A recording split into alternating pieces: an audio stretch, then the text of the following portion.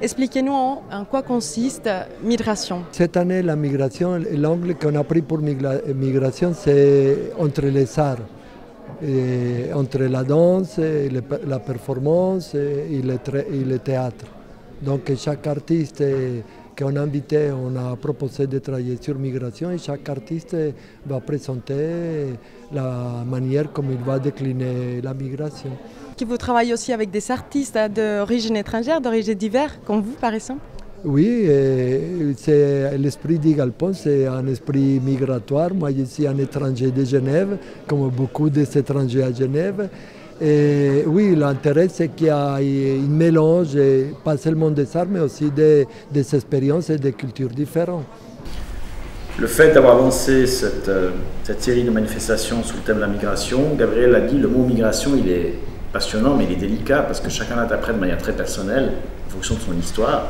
Et bien sûr, les migrations géographiques, culturelles, il y a les migrations mentales, les migrations professionnelles, les migrations humaines dans les familles. Et puis ça a beaucoup à voir avec les racines et donc le déracinement.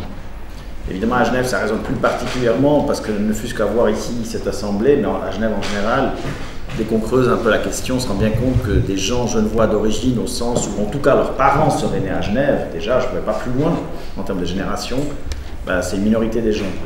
Bonjour Monsieur Canin, merci beaucoup d'être avec nous aujourd'hui. On se trouve au Galpon pour l'inauguration de ces projets migration.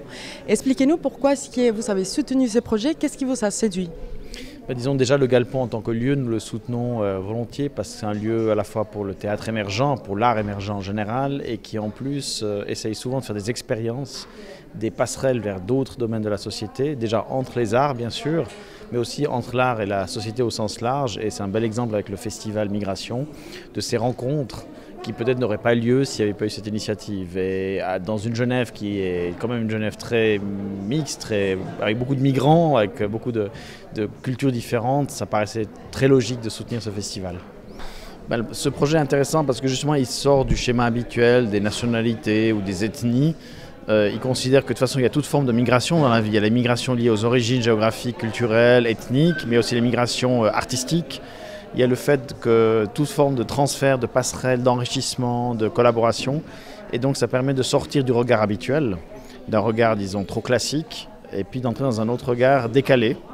Et de travailler aussi autour des notions de racines et de déracinement qui sont très importantes en matière de migration. Et quelque part, ça traduit aussi cette mosaïque qu'on a à Genève, de nombreuses communautés. Et de nouveau, on ne veut pas rester uniquement en termes de communauté parce que ce serait trop figé. Ça fait bouger les frontières, ça fait bouger les limites. Et donc, c'est un autre regard sur les autres et sur nous-mêmes.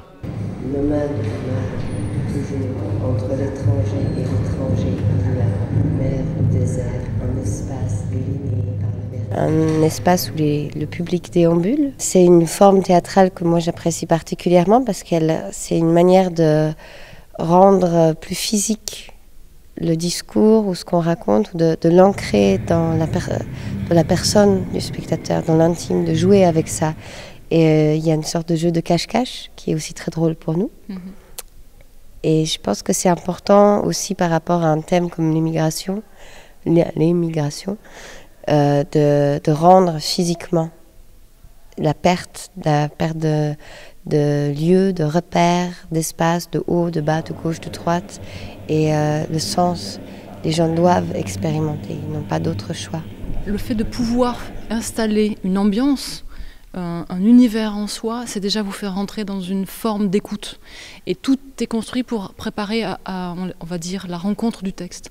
Mais cet univers déambulatoire qui est dans le noir, qui travaille énormément avec les sons, c'est vraiment faire passer tout par le physique, la sensation. On dit toujours, il y a ce fameux mur invisible entre les spectateurs et nous. Or, moi, je crois qu'il n'existe pas du tout. On est dans une aventure commune et puis on a des langages différents. Et le fait d'aller vers vous et de vous offrir quelque chose à boire, il y a ces petits biscuits qui sont le mot welcome décomposé en biscuits qu'on propose aux gens de manger, c'est vraiment le geste qu'on fait quand on accueille quelqu'un chez soi. Je te donne à manger, je te donne à boire, c'est le premier geste que je fais, j'en ai à volonté, il y en a à profusion, donc c'est fait pour tout le monde. Et à partir du moment où on a commencé à boire et à manger ensemble, on peut se raconter quelque chose. Moi j'aime beaucoup essayer mettre de la poésie dans un geste qui ne l'est pas. Donc le geste de la fouille, qui est ce geste que je fais quand on arrive tous, on a eu ça, on prend l'avion et puis on sonne et on est fouillé. Alors si on est plus ou moins un étranger correct, ça passe. Si on ne l'est pas, la fouille dure plus longtemps, puis elle peut vraiment être désagréable à certains endroits et elle peut être très agressive, même si le geste ne l'est pas, mais c'est pas très agréable devant tout le monde de se faire fouiller. Donc on est parti de ce geste et de ce son qui veut être doux, qui est comme une caresse, qui est vraiment prendre les épaules de quelqu'un, vérifier que tout va bien, descendre sur les jambes, remonter. Et de ce geste qui fait un son de vague, en fait, on peut partir à un geste qui est cette fouille, elle dure, et c'est sans arrêt qu'un étranger se fait fouiller et refouiller. Et donc on rentre dans une mécanique. Et le fait que Olivia, après avoir été fouillée, se mette à tourner, puisque je la tourne, je la fouille, je la tourne, je la fouille, et qu'elle part dans cette pirouette, c'est amener vers de la poésie. On est dans cette chose dure et on va vous amener vers de la poésie, parce que c'est la seule réponse qu'on a. La poésie, en tout cas je crois, dans la définition générale qu'on peut donner de la poésie, c'est la réponse que l'artiste peut donner aux choses dures. On sait que c'est dur, on n'a pas besoin d'en remettre. C'est plus ouvrir un imaginaire.